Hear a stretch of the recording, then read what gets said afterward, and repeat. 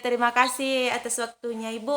Eh, Sebelumnya saya ingin bertanya terlebih dahulu, Ibu mengajar di sekolah mana? Saya mengajar di di TK IT Khalifah Cendekia Mandiri, tepatnya di eh, Kabupaten Maros, Kecamatan Moncongloe. Dan saya mengajar sejak tahun 2018 hingga Hmm, Berarti Bu sudah banyak karakter siswa yang ditemui ya selama 2018 sampai 2022. betul. Iya. Uh, Adapun pertanyaan saya Ibu, dari aspek fisik terlebih dahulu, bagaimana perkembangan fisik anak didik Ibu secara umum di TK IT Khalifah Cendekia Mandiri? Alhamdulillah dari segi perkembangan fisik kami di sekolah cukup bagus, ideal menurut kami sesuai perkembangan peserta didik, cukup Iya, Ibu. bagus, ideal. Iya, Ibu. Pertanyaan selanjutnya, aktivitas apa yang biasanya disukai oleh peserta didik Ibu yang Ibu ajar sehingga fokus dalam mengajar? Biasanya anak-anak itu suka dalam aktivitas bermain proyek atau ada main peran. Mereka sangat suka, sangat antusias di saat kami memberi pelajaran dalam kelas berproyek. Nah, anak-anak lebih bisa fokus, kemudian apa yang menjadi keinginannya bisa mereka bisa mengekspresikan diri sesuai dengan pembelajaran itu. Oh iya Bu. Terus kalau aspek sosial emosionalnya, bagaimana perkembangan sosial emosional siswa secara umum di TK IT Khalifah Cendekia Mandiri Bu? Alhamdulillah kami sampaikan bahwa setiap punya anak-anak bisa mengontrol, misalnya ada hal yang umum ya, anak-anak ditemui itu diri, misalnya apalagi nih itu ada yang kayak baku bombe contohnya, kemudian ada yang baku tidak suka sama teman, tapi bagaimana kami bisa menstimulus anak-anak agar misalnya mereka berbuat kesalahan bisa meminta maaf ke temannya, kemudian jika anak-anak butuh bantuan membiasakan anak-anak untuk meminta tolong sama temannya, kemudian pokoknya hal-hal yang tentang cara mengontrol emosi. Alhamdulillah sejauh ini sudah bagus kami terapkan di sekolah. Selanjutnya, masalah yang biasanya mengganggu emosional anak di TKIT Khalifah Cendekia Mandiri itu apa biasanya Ibu? Yang mengganggu? Iya, seperti yang saya bilang tadi, kadang ada teman yang iseng, baku ejek, tapi tidak lama kemudian kita stimulus bahwa hal demikian kurang bagus. Misalnya kita sesama teman tidak boleh pilih-pilih teman, sama teman itu harus kita saling menyayangi, dan kemudian kita sampaikan hadis-hadis yang berkaitan dengan tersebut. Misalnya tidak boleh marah, tidak boleh yang sangat bagus surga. Jadi selain kita memberikan contoh yang bagus, guru juga berperan aktif bahwa guru juga tidak boleh marah-marah karena ini akan contoh sama anak-anak. Oh iya Bu. Terus bagaimana pendapat Ibu terhadap anak-anak yang ngusil? Apakah bagus untuk perkembangan fisiknya? Apanya? Ya, Bagaimana pendapat Ibu tentang anak-anak yang sering usil? Apakah bagus untuk perkembangannya ke depannya atau bagaimana?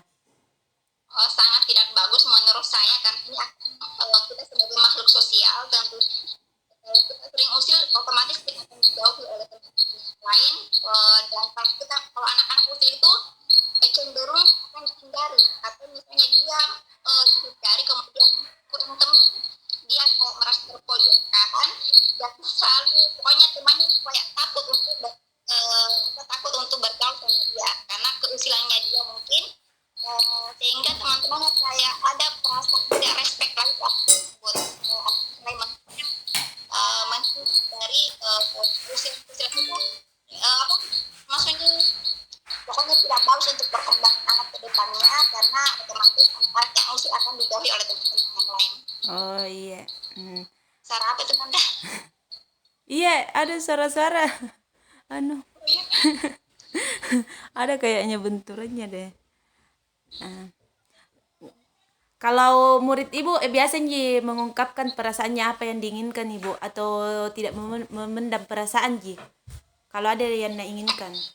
Setiap hari, setiap pembelajaran itu kami selalu merefleksi anak-anak agar ada umpan balik, ada tanya jawab. Kami misalnya menstimulus anak-anak itu misalnya ini apa yang sudah makan dan siapa yang sudah sarapan dan mereka akan memberi respon balik ke ibu guru baik itu sebelum masuk ke kelas maupun setelah kita setiap hari konsisten sholat duha ya. Iya. Setiap hari setelah sholat duha itu kami ada kayak refleksi ke anak dulu ke kelas dan semua aktif. Alhamdulillah aktif pada respon balik dan aku itu sangat antusias jika ditanya dan mereka akan semakin mengembangkan bu guru saya kemarin ini pokoknya anak aktif gitu mereka.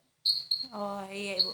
Terus kalau aspek bahasa selanjutnya itu bagaimana cara mengetahui bagaimana kelancaran berbicara anak pada TK IT Khalifah Cendekia Mandiri.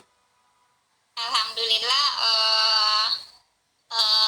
untuk sejauh ini anak mulai dipahami sudah bagus, cuman ada satu anak yang memang dia kayak speech delay, kayak dia memang dari lahir hingga sebelum masuk sekolah itu dia jarang keluar rumah. Mungkin itu salah satu faktor mengapa anak tersebut kurang lancar berbicara, mungkin karena di sebelum masuk sekolah itu anak ini jarang bersosialisasi di luar atau mungkin dari ada faktor penyakit atau entah apa itu.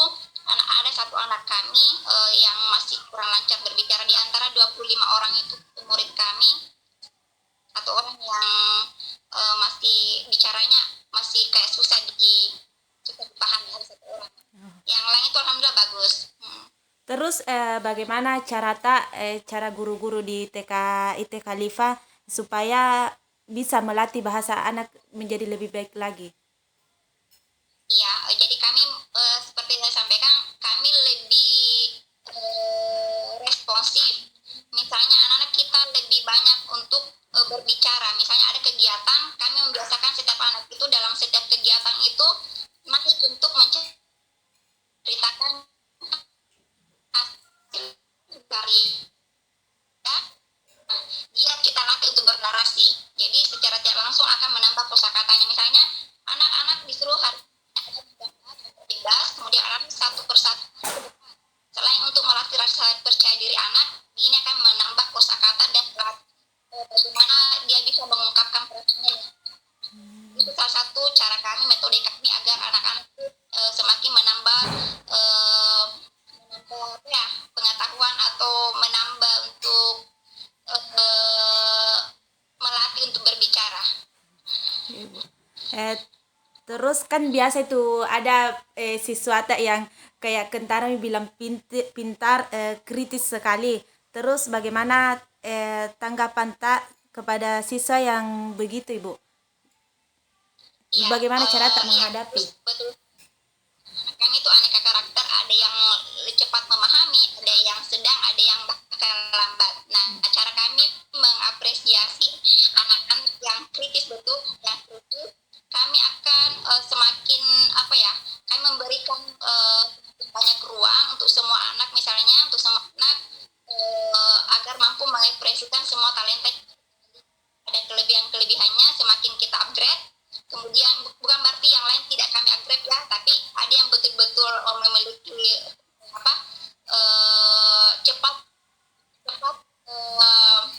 menangkap pembelajaran, otomatis dia juga akan selangkah lebih maju. Dan kami tidak menyamakan lagi, misalnya kami memberikan PS, ada yang cepat menangkap, ada yang masih anak-anak start 1 sampai 10 misalnya.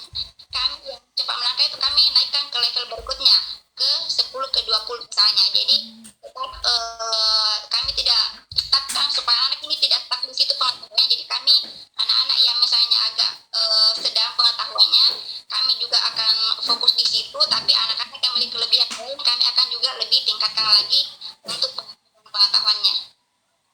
Selanjutnya Ibu kan di kan TK sudah tahu pasti masih anak-anak sekali pasti masih ada yang ketergantungan kepada orang tuanya Ibu. Bagaimana cara guru-guru di sana menghadapinya? Kalau siapa tahu masih sering ikut orang tuanya kalau diantar, iya.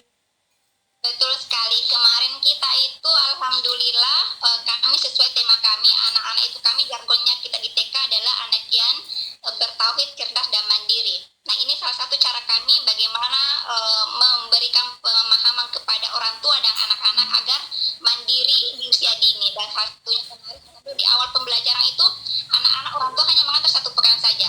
Setelahnya tidak lagi. Adapun yang diantar 1 pekan itu orang tua dilarang masuk kelas, dia hanya di luar saja melihat menyaksikan anak, tidak boleh masuk kelas, dia hanya sebatas ada batas untuk orang tua di luar. Dan alhamdulillah setelah kami memberi pemahaman ke anak-anak, anak-anak alhamdulillah cepat mandiri. Dan hanya 1 pekan saja diantar, alhamdulillah sudah bisa mandiri. Anak-anak bisa tidak ditemani lagi di sekolah, kemudian anak bisa berenang mandiri, termasuk mandi sendiri di rumah. Sudah meskipun masih pendampingan, tapi anak sudah dilatih untuk mandi sendiri, pakai sepatu sendiri dan hal lain yang bersifat mandiri. Terus Ibu pertanyaan terakhir yaitu aktivitas apa yang biasa diterapkan di TK IT Khalifah Cendekia supaya anak-anak betah Ibu, tidak kayak biasa menangis begitu. Oh iya. Permainan kah? Jadi hari itu pertama masuk setengah jam 7.30 itu kita sudah mulai sholat duha. Yang ada ice breaking sebelum masuk kelas, kita ice breaking dulu, main pokoknya hal-hal yang kan hore-hore kayak gitu-gitu. Kemudian masuk di kelas, kita memberikan pembelajaran yang menarik tentunya. Dan misalnya orang tuh guru tuh harus pandai-pandai membuat situasi kelas menjadi nyaman, tidak anak tidak tertekan. Kemudian lebih sering untuk mengajak anak-anak untuk bercanda, tapi tetap dalam pembelajaran. Jadi kita di TK itu kita istilahnya belajar sambil bermain atau bermain sambil belajar. Itu konsep yang kita gunakan di TK, bermain sambil belajar atau belajar sambil bermain, supaya menyenangkan, tidak bosan dan betah di sekolah. Oh iya, sekian dari pertanyaan saya Ibu. Terima kasih atas kesempatannya yang telah diberikan Ibu sudah. Iya, Iya.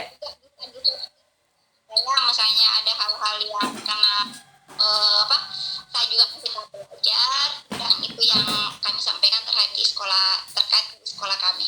Iya Bu, makasih.